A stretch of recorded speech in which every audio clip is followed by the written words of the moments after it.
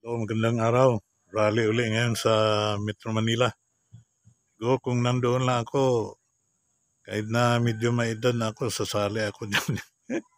Sana wag ninyong tigilan yan para hindi magkakaroon ng mga kasunduan dyan sa sipin mo yan, multi-billion yan eh. Yung bilyones kasi na nakawan dyan sa gobyerno na noon pa yan eh. Hindi tayo maniniwala na ngayon lang yan. Noon pa yan. Kaya palagi natin sinasabi dito na yung sinabi ng Independent Commission for Infrastructure na 500 billion pesos. Kasi evidence-based sila eh. Yun quantified yun. Pero ang unquantified, kaya yung marcha ngayon sa EDSA, sa Metro Manila, ano yan eh, trillion peso march. Kasi nga, if you include the unquantified losses of economic improvements that is supposed to trickle down to our people, abot na yan ng trillions. Trillions na yan pa. Tapos, ang dami pa ng mga inuutang nila. Yung mga nagdaang gobyerno hanggang ngayon. Ang dami nilang inuutang.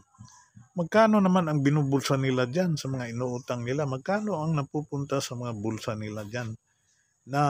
Kasi ang pira na yan, pag itinago mo lang yan sa iyong nirintahang mga condo unit yan sa BGC o kung saan man, hindi yan iikot yung pera na yan eh. Tapos kung nakaw yan, di siyempre, sasabihin, dadalhin mo na naman yan sa Cayman Islands, kung doon sa Switzerland, kung saan itatago mo doon para safe, para hindi ka mahabol ng AMLAC. Ewan ko naman itong AMLAC kung gaano kalakas yan para mahabol yung mga nakaw na pera na yan. So, sino kinsay mga nabulahan anang mga kwartahan na? Dito sa Switzerland, kung gamito na nila sa ilang ekonomiya na mato, sa Cayman Island, kung asa na analihan dagang mga kinawat nga kwarta sa lain-laing nasod, kay protektado ang kwarta diha. Ingana ba, muna nga pakusgan gyud nato ng atong mga balaod sa anti-corruption. Kay kitang maalaot yani, kung nagmatata sa kalisod sa atong mga panahon nato, nga batan-on bata maupay pagkatao nato, mo atong namat-an ingana na karon og di ta mulihok, di ta magmarcha diha, dili nato kalampagon, hindi natin kalampagin yang mga leaders natin. Walang mangyayari sa atin kung hindi natin ito. Kasi yan, isipin mo na lang. Meron nga pala akong vlog sa Davao City Coastal Road, maiba tayo. Pero ganun pa rin, connected pa rin. Abangan ninyo yung mga darating pang mga vlog ko dyan sa Coastal Road at na construction dito sa Davao. Isipin mo yan, sa 100 billion yan. Yung Coastal Road na yan, kung ginamit talaga ng husto yan, di abot na yung Coastal Road natin sa Tagum. Itong ang 18 kilometers nakapag-pundar tayo diyan. Mahal na nga yan dahil over-design eh. Mahal na yan kasi ang latest na balita, kung dadagdagan mo pa yan yan kasi dinidilay nila kasi meron yung escalation cost, ilalagay na naman nila diyan escalation cost. Pagka-bright ang mga tao diha, ilara ng ibulsa ng mga escalation cost diya. Ang latest nating balita naman diyan sa 18 kilometers na coastal road, abot na naman siya ng sobra 20 billion. 20 billion ba yun? Yan dapat iimbestigahan din yan ng ng Independent Commission on Infrastructure. Kahit hindi ghost project, pero ang inuuna kasi nila yung ghost project.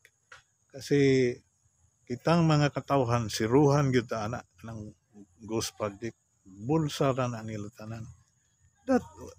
Isipin mo yung 100 billion, 500 billion. Pag hindi nag-circulate yan, walang mangyari sa ekonomiya natin. Samantalang yung 1 billion lang, ibigay mo yan sa mga senior citizens, iikot ng iikot yung pera na yan. Kasi pupunta ka agad yan sa mall, kakain yan doon, dala yung mga apo niya, nag-i-enjoy siya, ay di umiikot yung pera. That is one of the basic things of the economic cycle of using money. Lahat dapat ng pera na galing sa bayan, dapat ipundar yan papunta para sa kabutihan ng ating bayan. Hindi yung binubulsa, mga walang hiya talaga kasi. Kahit sinong ilagay mo dyan, walang nangyari eh. Lalo pang lumaki ng lumaki ang nakawan.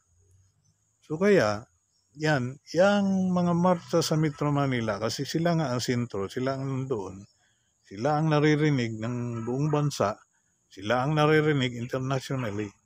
So, pwede naman tayong tumulong dyan eh. Mag-comments lang tayo dyan, inspire them na ituloy nila ang laban na yan, na walang urungan. Kasi nga, it's now or never. For me, it's now or never eh. Dapat kasi mapigilan na yan dyan. At saka, dapat nangangalampag tayo palagi para walang mangyaring suhulan, walang mangyaring kasunduan dyan. Hanggang sa muli, maraming salamat. Ang lungsod nga nasayod may maghatag og kusog sa atong demokrasya. Apan ang lungsod nga mapasagaron may magpukan sa atong kagawasan.